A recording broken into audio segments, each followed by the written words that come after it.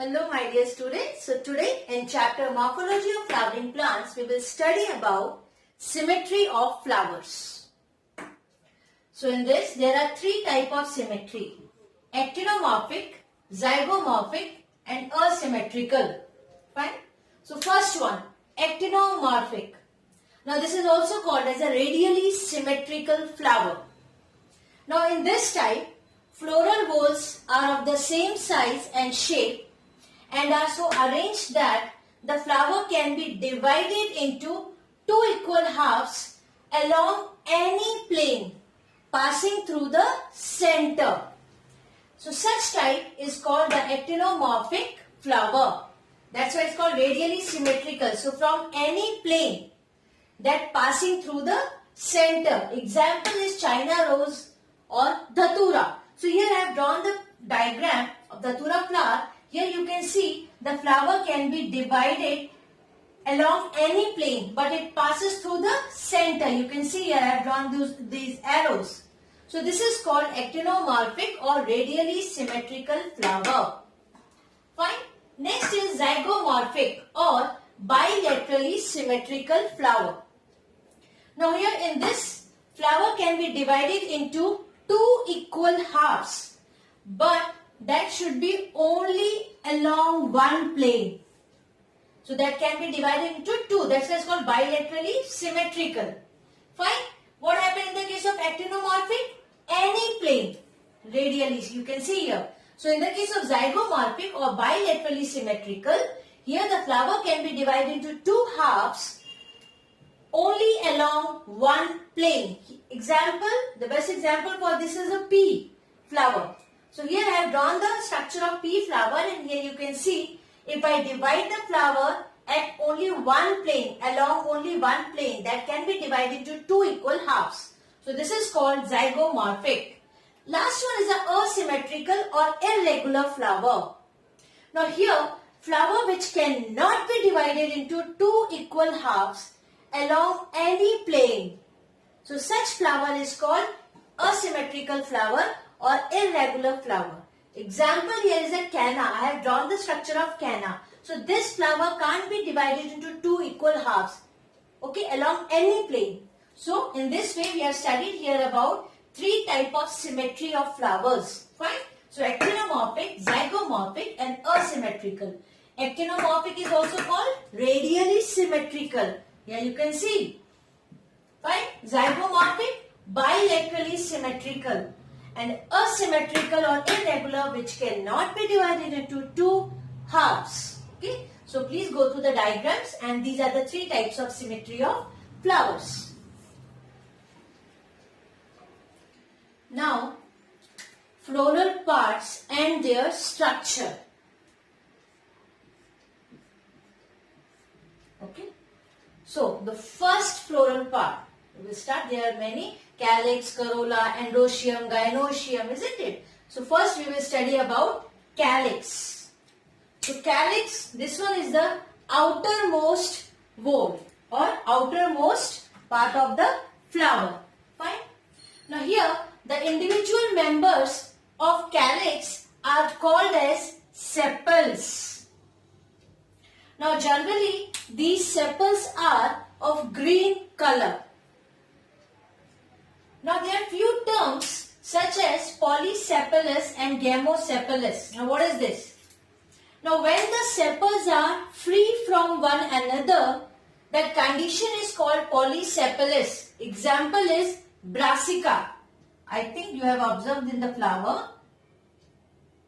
Like if they are free.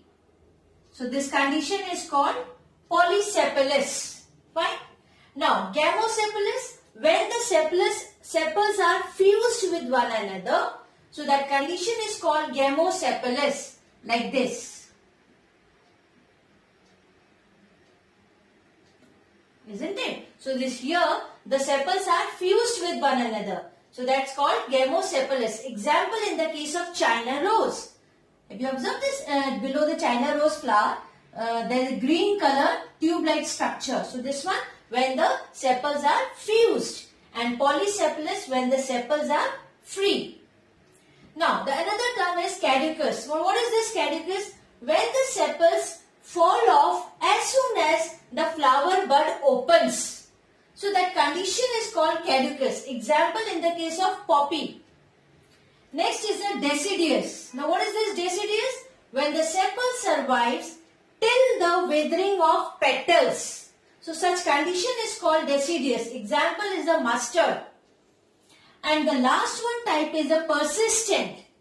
When sepals remain even after the fruit formation. Fine. So that on the fruit you can see the sepals. That condition is called persistent. The best example is therefore example that is brinjal. You have seen that? Brinjal like this, and here you can see the green color sepals still attached to the fruit. Fine. So there are three when the sepals fall off as soon as the bud is opened. So that is the caducus type. When the sepals survive till the withering of petals, that condition is called deciduous. And persistent when the sepals remain even after the fruit formation. In the case of brinjal. Fine. Now, these are the few terms which are related to the calyx or the sepals you should know. That is polysepalous, gamosepalous, caducus, deciduous and persistent. Now the functions of calyx.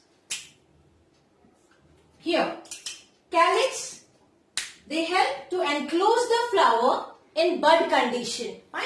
Totally, that all the flower parts, they are inside the calyx during the bud condition. Second, to protect the essential organs of the flower. Then, being green in color, as you know that sepals, usually they are green in color. So, being green in color, they perform photosynthesis. Now, in few cases, the sepals are of bright color. So, when the sepals are of bright color, they help in pollination because bright color always attract the insects and birds. Next is the sepals if they are of hairy structures. So if the sepals are of hairy structure, they will help in the dispersal of the fruit. Fine. So these are the 5 important functions performed by the calyx, and calyx is the outermost wall of the flower. Fine. Now the next is corolla. Now here, this corolla is inner to calyx and usually larger in size. Now individual members of the corolla, they are called petals. And generally these petals are colored and scented. Now here also few terms are there, polypetalous and gamopetalous. Polypetalous, when the petals are free from one another. So that condition is called polypetalous. The best example is the rose. You can see all the petals, they are free. Fine. Gamopetalous, when the petals are united with one another and they form the tube-like structure like this. And below also the sepals are there. So such type of condition, they are fused, they form tube-like structure, isn't it? So that is called the gamopetalous. So when the petals are united with one another, so that condition is called gamopetalous. Example, datura. So poly means free petals, gamo means fused petals. Now come to the next, that is the functions performed by the corolla. Here, the function to attract insects or birds for pollination. The next, in gamopetalous flower, the lower portion of tubular corolla may serve to store the nectar. Fine. So here, these are the 2 important functions. And the third one is, in bud condition, petals protect the inner essential organs. So 3 functions which are performed by the corolla are, first to attract birds or insects for pollination. Next one, in the case of gamopetalous. Gamopetalous means when the petals are united. So in this condition, the lower portion of the tubular corolla will serve as a collector or the storehouse of the nectar. And the third one, in bud condition, they protect the inner essential organs of the flower. Okay, so this is all about the calyx and corolla. One more very important term is there, perianth. Now what is this? When the calyx and corolla, they both are morphologically similar. Fine, morphologically similar means in appearance. So they both are similar. Now individual members of the perianth, they are called tepals. Fine. Now here two terms, polyphallus and gamophallus. Now polyphallus means when the tepals are free from one another. So that condition is called polyphallus. And when the tepals are fused with one another, so that condition is called gamophallus. One more, that is if the perianth, they are of green color or bright color. Now if they are of green color, all the tepals, they are of green color, so such condition is called sepaloid perianth. And if all the petals are of bright color, so then it is called petaloid perianth. Fine. So sepaloid means if they are green in color, petaloid means if they are of bright color. So this is all about the perianth. Now what are the functions which are performed by the perianth? Perianth, first important function, protection of all the essential parts of the flower. And if the perianth is of sepaloid type, sepaloid means green in color. If green in color, that will perform photosynthesis. Fine. If the perianth is of petaloid type, petaloid means bright color. So if they are of bright color, they will help in the pollination by attracting insects and birds. Fine. So few terms, what are those under the perianth? That is the polyphallus, gamophallus, sepaloid, petaloid. Fine.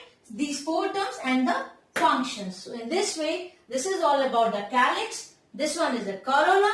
And if calyx and corolla both are morphologically similar, they are called as a perianth, and the individual member of perianth is called tepals. So all these technical terms are very important. You should know the meaning of each and every word. As we are using the polysepalous, gamosepalous, caducous, deciduous, persistent, then polypetalous, gamopetalous, isn't it? So please go through all these things. Now next subtopic is estivation. Now after the calyx and corolla. Fine. So what is estivation? This is the mode of arrangement of sepals and petals in a floral bud with respect to the members of the same bole. So that is called estivation. How the sepals and petals are arranged in the flower. There are four types of estivation: valvate, twisted, imbricate and vexillary. Now what is this valvate estivation? Now here, when the margin of sepals or petals, they remain either in contact or lie very close to each other, but they don't overlap. Fine. So they are not overlapping each other, but they are very lying close to each other, or they remain either in contact. Example, you can see this such type of arrangement in the case of Calotropis and Datura. Here I have drawn the structure also. See, all the margins of sepal or petal, they are very close to each other, or they are in a direct contact, but they are not overlapping. So such condition is called valvate estivation. Now to the next one is a twisted estivation. Here, one margin of each sepal or petal is directed inward and the other margin is outward. Okay, and overlap the margin of adjacent sepal or petal. Example here in the case of China rose corolla or petals of the China rose. Here you can see these are the sepals or petals. How they are arranged? One margin is inward and another one is outward. Then inward, outward, inward, outward, inward, outward. So in this way, such type of arrangement is called the twisted estivation. Now the next one is the imbricate estivation. Now what is this? Now here in this condition, imbricate one of the sepal or petal is internal, totally internal and overlap and at both the margins, fine. And another one is external, that is both of the margins are overlap. Now rest of the sepal and petals, they have inner and overlapped margin and the other outer and overlapping margin. Means in simple words, if I will say, in the case of imbricate estivation, one petal or sepal is external, one is internal, and rest of the three or rest of the petal or sepal, they are in twisted condition. Twisted means one end is internal, one end is outward. Now here you can see the structure of imbricate estivation. Here you can see this one is totally internal, this one is totally external, and these three rest of the petals or sepals, they are, one end is inward, one is outward. Okay, here inward, outward, inward, outward. So imbricate means one is totally internal, one is totally external, and rest of the petal or sepal, they are in twisted condition. Fine. Now the last one is a vexillary estivation. Now here, when the flower that consists of the 5 petals, isn't it? Now here I have drawn the structure for the vexillary estivation. Here the outermost is the largest one, and that is called vexillum or standard. Fine. Then two lateral petals, they are called wings, and two smaller one, and they are fused, they are called keel or carina. So outer one vexillum, two lateral wings, and this one is the keel. Fine. Now here the vexillum overlaps the two lateral wings. Now these two lateral wings overlap the smaller keel. Okay, this one.